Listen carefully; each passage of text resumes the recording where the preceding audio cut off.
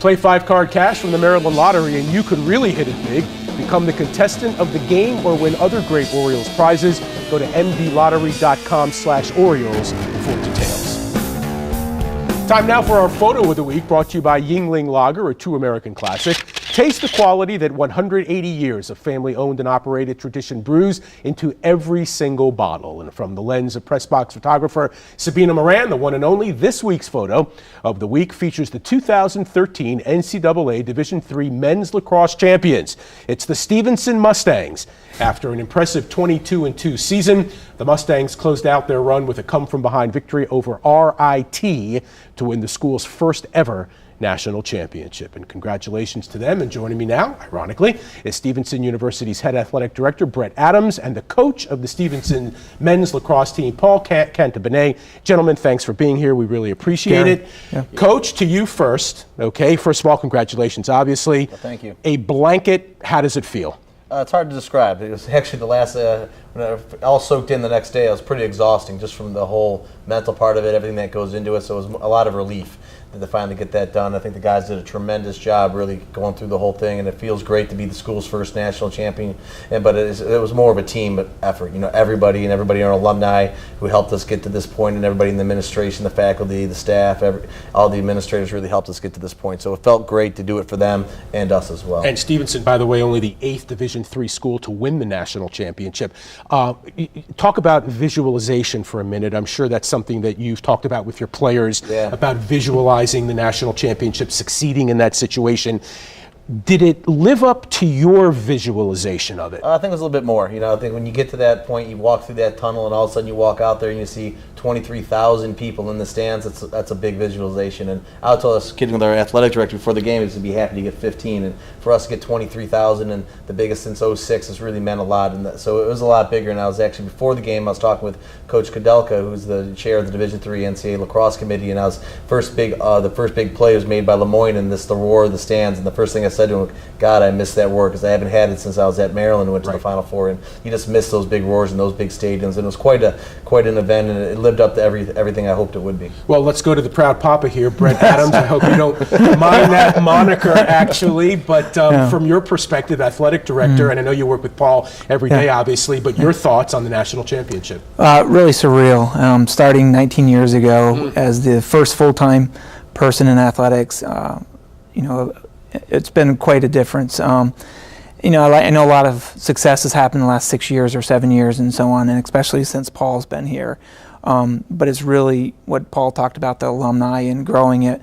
It's the support of the university. It just doesn't happen with one or two people. You know, Paul's a super coach, but we have a great assistant coach who works closely with him.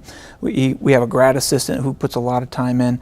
And then up top, we have a president and a vice president who are really supportive of the educational mission.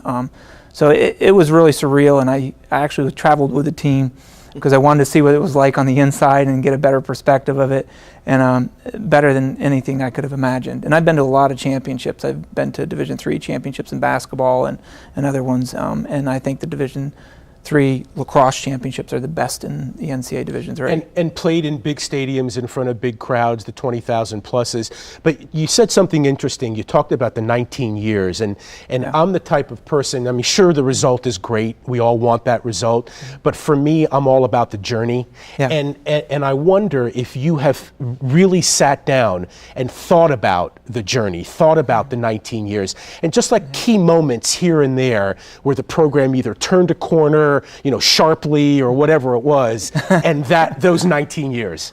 Well, I was fortunate this weekend. Along for the ride was the vice president who talked me into coming to Villa Julie 19 years ago. And so, I mean, he and I have been along for the ride for a long time. And yeah, we actually reminisced quite a bit this weekend about a lot of the journeys. I would tell you one of the big turning points was in '99 when Tim Campbell came on board, and he really believes in athletics. He played football at Temple.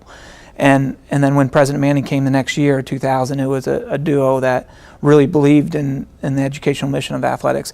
And then Paul Lack the following year or two after that, who was our academic dean and very supportive of the educational mission. So a lot of turning points from our first NCAA tournament team with women's soccer in 2000 to we took a couple men's basketball teams, but we've had some rocky roads too. We get the new campus, which is the Ravens' old practice facility, but it really needed a lot of work, and the facility we're playing in now is nothing like what we got from the city. So there's a lot of growth and a lot of changes, and housing was another one of the big turning points. So I'm very proud to be a part of this whole mission. And not only the game, Paul, and we will talk about the championship game, but the semifinal game against Salisbury. Right. Salisbury is a power. Everybody knows it. Head coach Jim Berkman does a great job there. You guys had never beaten them in the postseason until this year. Take us back a week before the championship game and talk about that monumental victory. So long ago. I know. This is pretty crazy. But I think we did a really good job going into that game, just taking one game at a time. We had a really tough game before that against Lynchburg